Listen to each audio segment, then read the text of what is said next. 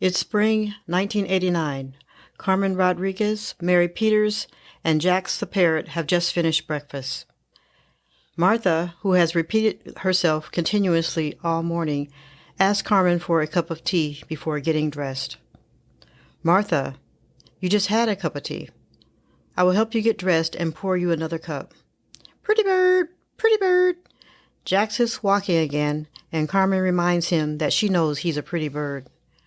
Carmen is slow rushing their morning along because it is the day that she has decided to clean up the mess that Tony left in the basement and report his disappearance to authorities. The phone rings, and when Carmen answers, her heart skips a beat as an operator says it's Tony Rodriguez calling collect from a correctional facility. With her hand trembling, she accepts the call and braces herself for the conversation that is about to unfold. From Nancy B., this is Take Care Time, the tales and exhales of caregivers.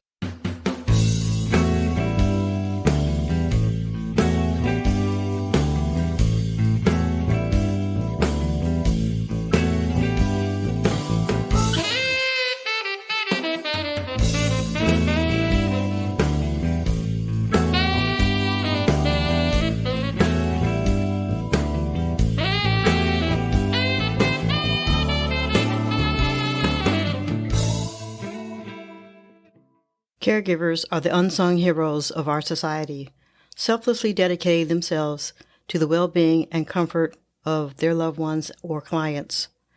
Their compassion, resilience, and unwavering commitment embody the true essence of caregiving, shining a light of hope and support in the darkest of times. But what happens when a caregiver is sidetracked or misplaced by loyalty? Our story continues. Hello? It's me, Tony. Carmen, it's me, Tony. Can you hear me? I need your help. Carmen's breath catches in her throat at the sound of Tony's voice.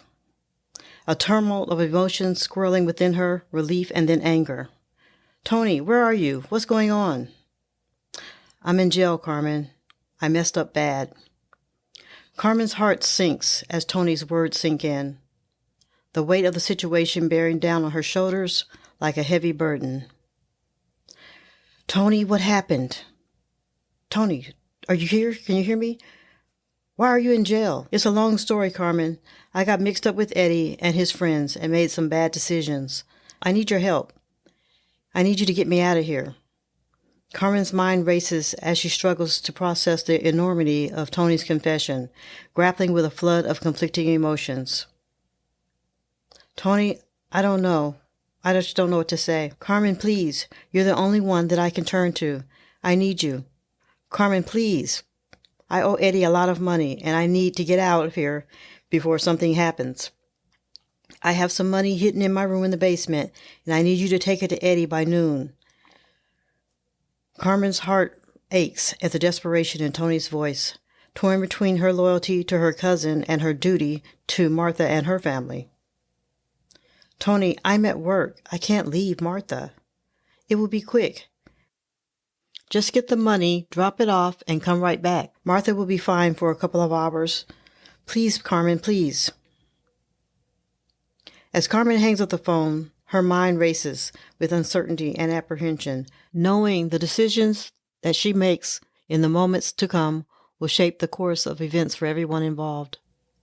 Carmen tells Martha that she needs to run to the store for a quick errand and that she'll be right back. Martha nods absent-mindedly. Her attention is consumed by the coos and the coaxes of Jax, who is perched in his cage nearby. Unaware of Carmen's true intentions, Martha watches as Carmen rushes out the door. A furrow of concern creases her brow as she wonders what could be so urgent. With a resigned sigh, Martha turns her attention back to Jax, her fingers absent-mindedly tracing the outline of his colorful feathers as she loses herself in thought. Meanwhile, as Carmen makes her way to meet Eddie and deliver the money, a sense of unease gnaws at her insides, a nagging voice of doubt whispering in the back of her mind. But as she pushes the doubts aside, her determination to help Tony overriding her misgivings as she presses forward with her mission. Back at Martha's house, The minutes tick by, and Carmen fails to return. Jax grows restless, his keen senses picking up on the undercurrent of tension in the air.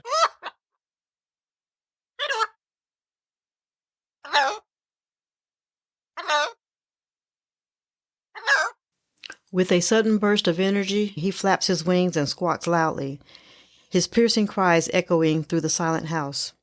Startled by the commotion, Martha opens the cage door so she can soothe Jax, and Jax flees his cage, flying directly out of the window. Panic rising within her, Martha rushes to the door, her mind consumed by a single thought, finding Jax and bringing him back home where he belongs. Aware of the danger lurking beyond the safety of her home, Martha steps out on the sidewalk, her body clad only in pajama shorts and a bra, her bare feet padding softly against the pavement as she calls out for Jax. Jax! Jax! Come back, Jax! As Martha wanders further and further from home, her mind clouded by confusion and fear, her only focus is that of finding her beloved Jax. Carmen arrives at her destination that she and Eddie agreed upon. As Carmen nervously hands over the money to Eddie, her heart pounds in her chest, the weight of her actions bearing down on her like a heavy burden. But her anxiety only intensifies when Eddie's expression darkens, his eyes narrowing as he counts the bills with practice. This isn't all here, Carmen. Where's the rest of it? Carmen's stomach churns with dread as she realizes that her worst fears have been realized.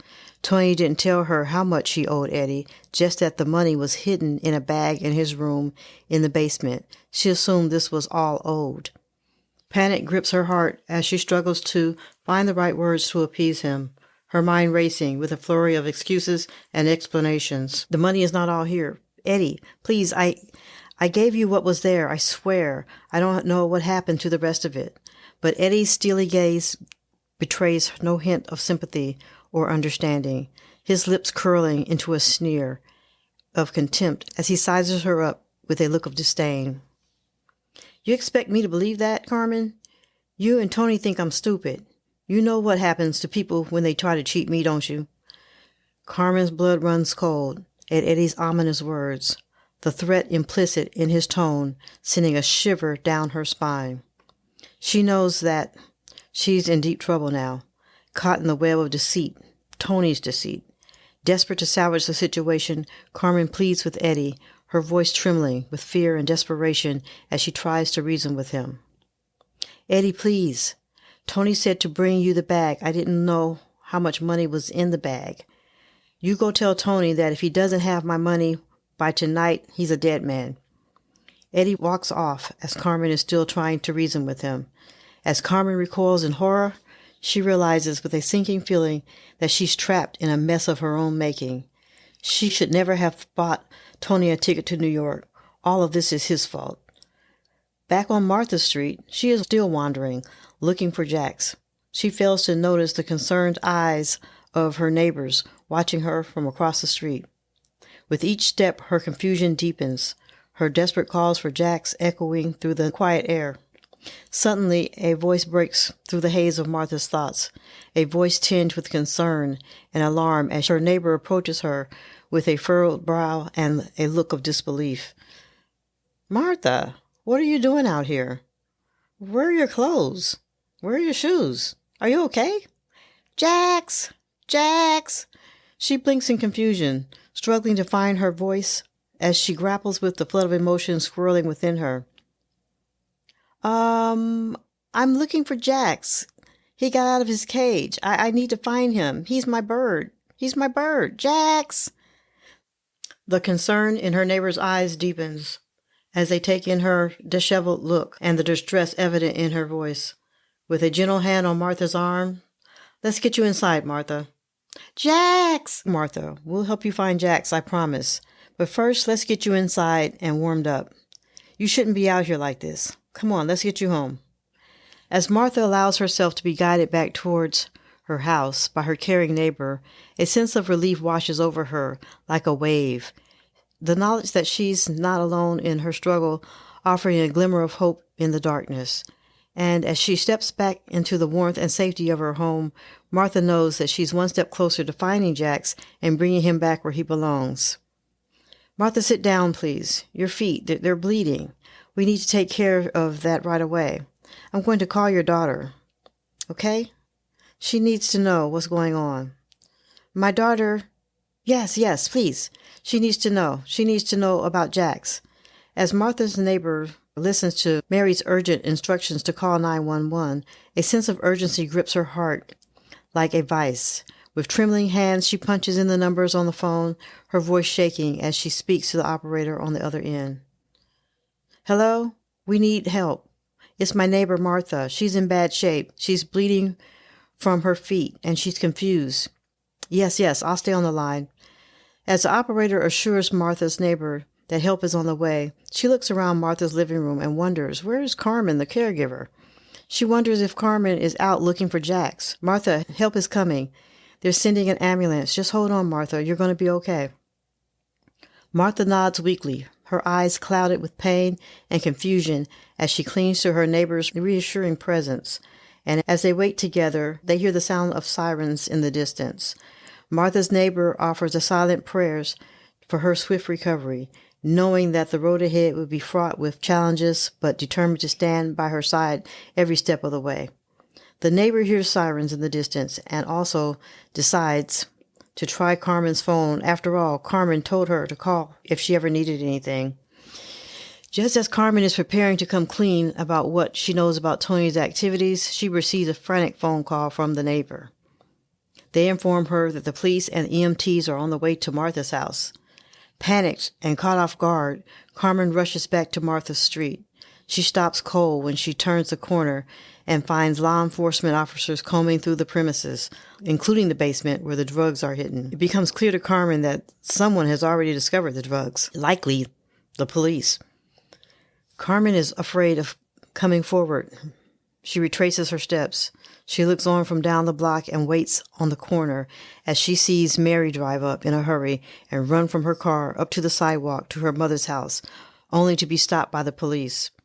Carmen's eyes begin to water, and she wipes a tear from her cheek, wondering how she is going to explain this to a judge. More of Martha's neighbors arrive, adding to the chaos and confusion. With tensions running high and questions swirling, Carmen realizes that her plans to clean up the drugs and report Tony missing have been derailed. In the midst of the unfolding crisis, Carmen must now navigate the repercussions of Tony's illegal activities and her own involvement in these activities. With law enforcement on the scene and Martha heading to the hospital, Carmen now faces an uphill battle to explain to the Martha Peters family what happened and her involvement in it. Carmen knows she's probably going to end up in jail. Martha is discharged from the hospital 2 days later. Her body may be on the mend, but the ordeal she and her family have endured leaves lasting scars. Mary insisted that her mother come home with her, and she wouldn't take no for an answer this time. The discovery of drugs in the basement, coupled with Carmen's mysterious absence and Tony's incarceration, cast a dark shadow over the once peaceful home. In the aftermath of the harrowing events, Mary is left grappling with a multitude of emotions: anger, betrayal, profound sadness, and the realization that her trust has been shattered. And as she reflects on the nightmare that has unfolded, she can't help but wonder, could this have been prevented? The cautionary tale of Martha's ordeal serves as a stark reminder of the importance of hiring the right caregivers.